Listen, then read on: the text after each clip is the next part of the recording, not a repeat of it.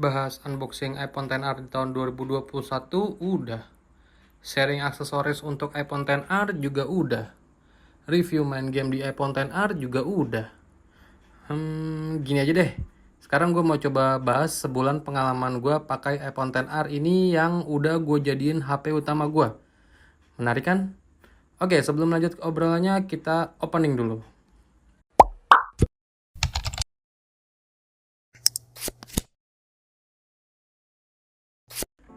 Sebelumnya gue mau kasih tahu dulu, iPhone XR ini gue beli kurang lebih sekitaran sebulan yang lalu ya. Gue beli iPhone XR ini garansi resmi iBox untuk storage 64GB di harga 7,5 juta. Untuk video unboxingnya juga udah tayang. Kalian bisa tonton linknya ada di deskripsi pada video gue kali ini. Tapi nontonnya setelah kalian nonton video ini sampai selesai ya. Oke, lanjut. Dalam waktu kurang lebih sebulan pemakaian iPhone XR ini, gue merasakan banyak hal di iPhone XR ini. Sebelumnya gue udah pernah pakai beberapa device dari Apple ini. Dari zaman iPhone 4S, gue pernah pakai. Terus iPhone 5, iPhone 5S, iPhone 6 Plus, iPhone 7, sampai saat ini iPhone XR. Untuk impresi awal gue pakai iPhone XR ini menurut gue HP yang simple. Nggak neko-neko, tapi nyaman. Desainnya ini nyaman dilihat walaupun tampilannya sederhana, tapi ketika kita memegang langsung itu berasa kokoh banget, padat dan kuat. Dengan backdoor yang udah berbahan gelas kaca yang looks-nya enak dilihat, dan frame-nya berbahan aluminium yang berasa kokoh, bikin HP ini berasa nyaman dilihat dan dipegang. Ukurannya nggak terlalu besar, layarnya 6,1 inch, jadi ya ngepas aja gitu di genggaman tangan gua. Spek layarnya sih nggak terlalu wah banget. HP ini resolusinya masih SD 828x1792 pixel.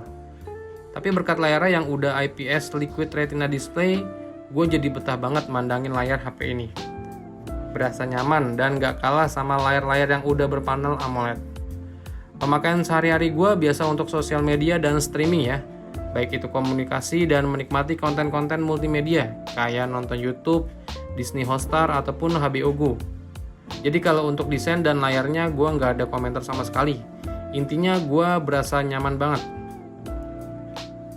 Terus ngomongin jeroannya, iPhone XR ini udah yang paling aman sih buat pribadi gue. Secara angka, SoC-nya yang digunakan itu Apple Bionic A12 dengan 7 nanometer yang udah pasti irit daya. Dan bener, selama gue pakai emang berasa banget iritnya.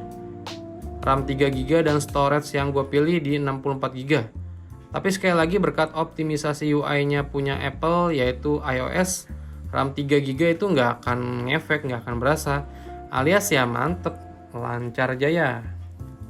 Buat main Mobile Legends rata kanan, grafis ultra high, frame rate on. Main sekitar setengah jam nggak ada tuh HP ini berasa anget apalagi panas. Main Call of Duty Mobile juga maksimal di setting rata kanan dan performanya stabil. Main lama juga nggak ada frame drop. Dan buat main PUBG Mobile juga mentok di grafis Ultra HD frame rate ultra. Main sekitaran setengah jam frame rate aman, nggak ada drop. Tapi digeber PUBG settingan mentok kanan selama setengah jam baru dah tuh berasa anget-anget. Tapi frame rate sih masih aman, nggak ada ngedrop gitu. Nah soal baterainya gimana bang? Gue sih nggak nemuin baterai drain atau ngedrop gitu selama pemakaian gue kurang lebih sebulan ini ya. Kalau gue bisa simpulin sih, biasa gue ngecas di malam hari. Paginya udah 100% dan gue bawa seharian buat temenin kehidupan gue sehari-hari. Mulai dari WhatsApp ada 2 akun yang aktif ya. Email juga ada 2 akun yang aktif.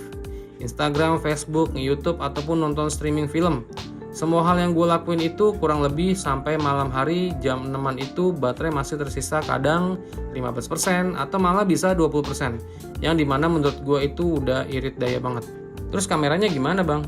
Ini sih hal yang paling gue suka di iPhone XR. Walau HP ini cuma ada 1 kamera aja, tapi menurut gue 1 kamera aja itu udah berguna banget dan powerful banget buat kehidupan gue sehari-hari. Contohnya aja jepret-jepret foto di siang hari atau malam hari yang menurut gue masih sama baiknya. Belum lagi kalau hasil jepretan kalian semisalnya agak kurang terang atau agak pucet, ya kita tinggal manfaatin aja fitur edit foto bawaannya di galeri foto. Yang menurut gue fitur edit bawaannya itu udah bagus banget. AI-nya iOS udah ngasih gue pandangan lebih ke arah ya lebih ke kagum aja gitu. bisa menyempurnakan dari sebuah foto. Di bagian perekaman videonya juga ini jadi salah satu hal terbaik di iPhone XR ini. Lensanya sih boleh satu, tapi OIS-nya itu atau Optical Image Stabilisasi di dalam lensanya itu salah satu hardware berguna banget buat penunjang kebutuhan konten kreator kayak gue ini. Video jadi terlihat stabil dan hasil perekaman videonya juga terlihat natural, enak dilihat walau tanpa edit sekalipun. Menurut gue kamera di iPhone XR ini udah paling tepat banget sih untuk kategori iPhone yang user friendly di tahun 2021. Gue udah buktiin dan kayaknya itu bikin sebulan gue pakai HP ini bakal berasa kayaknya gak hanya sebulan deh. Mungkin bahkan lebih gue pakai HP ini. Apalagi dukungan softwarenya yang udah dijamin Apple banget sampai bisa 5 atau bahkan 6 generasi iOS ke depannya. Menurut gue iPhone XR ini udah menjadi salah satu nyawa dalam kehidupan produktivitas gue sehari-hari. Apalagi sejak gue putusin buat beli iPad Air 2020, makin tambah seamless aja dah kalau soal kebutuhan produktivitas gue. Karena kalau udah terjebak dalam ekosistem Apple, itu konon katanya kenyamanan itu menjadi hal utama di dalam ekosistem Apple. Oh ya, buat review iPad Air 2020-nya nanti juga akan tayang ya, kalian tunggu aja. Dari pembahasan gue di atas, gue juga menemukan hal yang gak enak di iPhone XR ini selama pemakaian gue kurang lebih sebulanan ini. Yaitu gak lain dan gak bukan kamera selfie-nya yang menurut gue udah agak kurang banget di tahun 2021 ini. Gue gak bisa begitu banyak jelasin di kamera depannya. Tapi intinya kamera depan dari iPhone XR itu masih jauh kalah sama kamera selfie HP Android di harga 2 jutaan sekalipun. Pasti udah ngerti kan? Dan satu hal lagi, karena software yang gue pakai ini adalah iOS 15 public beta, yang gue rasain untuk NFC di iPhone XR gue ini jadi nggak bisa ya. Adakah yang sama kayak gue? Apa unit gue aja? Karena update iOS 15 public betanya ini, yang NFC gue jadi nggak nyala. Coba kalian bahas di kolom komentar gue ya. Oke, kesimpulannya menurut gue iPhone XR ini banyak hal positif yang gue dapat selama kurang lebih sebulan pemakaian. Dari yang awalnya gue sempat ragu, karena iPhone ini udah berumur kurang lebih 3 tahun. Sekarang jadi malah terkagum-kagum.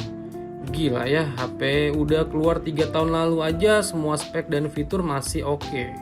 Dan kayaknya fix iPhone XR ini bakal gue jadiin daily driver gue sampai gue ngerasa kurang nyaman untuk kebutuhan produktivitas gue lagi. Ya mungkin setahun sih bakal gue jadiin nih daily driver gue.